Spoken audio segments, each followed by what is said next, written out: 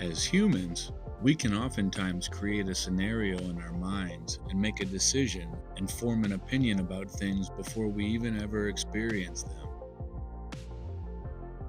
I did that with Nairobi National Park. Long before I ever stepped inside, I told myself that it would be the last park I went to, if at all. I had already created an illusion in my head, and I told myself that it would feel like going to the Central Park Zoo. And seeing African animals against a modern city skyline sounded more to me like the movie Madagascar than The Lion King. But the thing about the ego is that it loves to create stories. It loves to be right, and it's scared of the unknown. And I caught myself in the act of thinking this, which is all meditation is anyway. That moment of judgment became the first lesson of this place, because when I finally entered, I realized how wrong I'd been.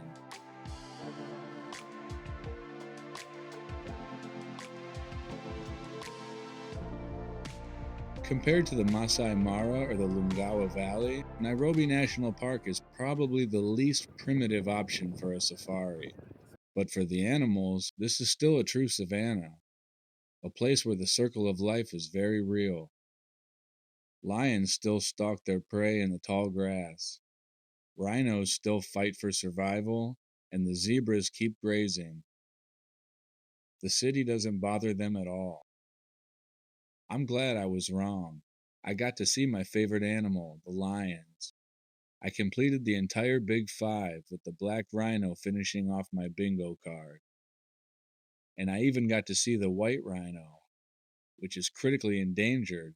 However, I was under the impression it had recently gone extinct, and I'm relieved that I was wrong about that assumption as well.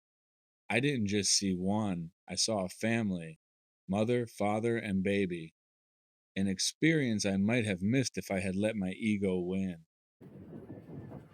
Once we entered the park, the contrast wasn't nearly as jarring as I imagined.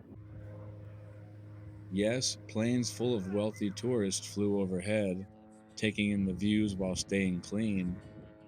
But down on the ground, I was relieved to see armed rangers patrolling on foot, protecting these animals. Because being so close to the city means that the last of the white rhinos live within rifle distance of the poacher's backyard. Without proactive measures and 24/7 protection, many of these species would probably be gone from this region.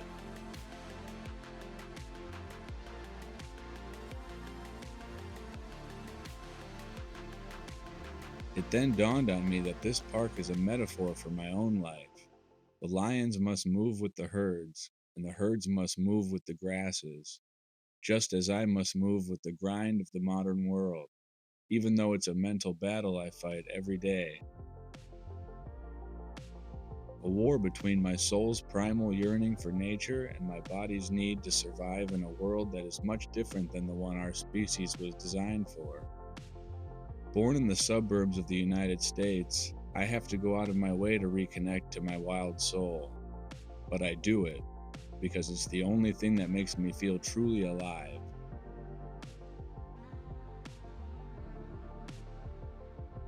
The sight of this savanna stretching beneath a bustling skyline was the perfect mirror of the pull I feel inside me every day.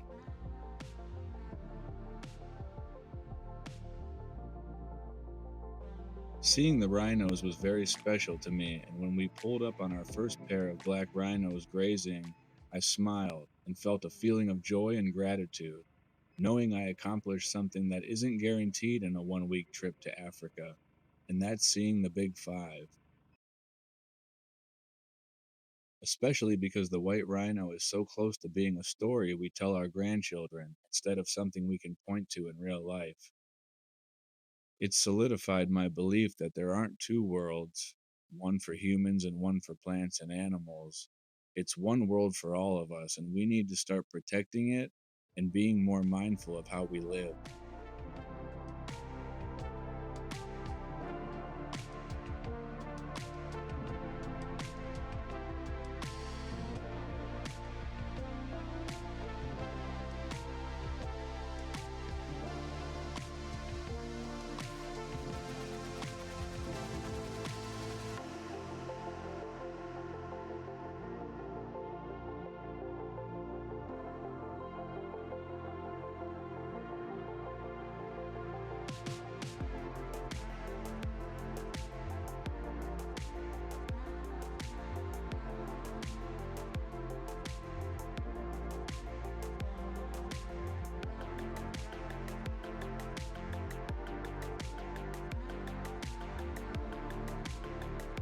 If there's one thing I'd say to anyone watching, it's this: don't overlook Nairobi National Park.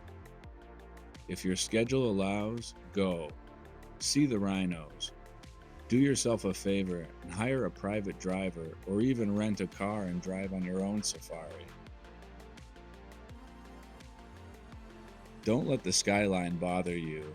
The lions aren't bothered. They're still eating, sleeping, fighting, pooping, and having sex, no matter who's watching. Life goes on. Maybe that's the lesson of this place, to step outside your golden gates, like the Buddha once did. And remember, the universe doesn't revolve around us. This is one world, not two. And if we can see that, really see it, maybe we'll start to live in a way that keeps the wild alive.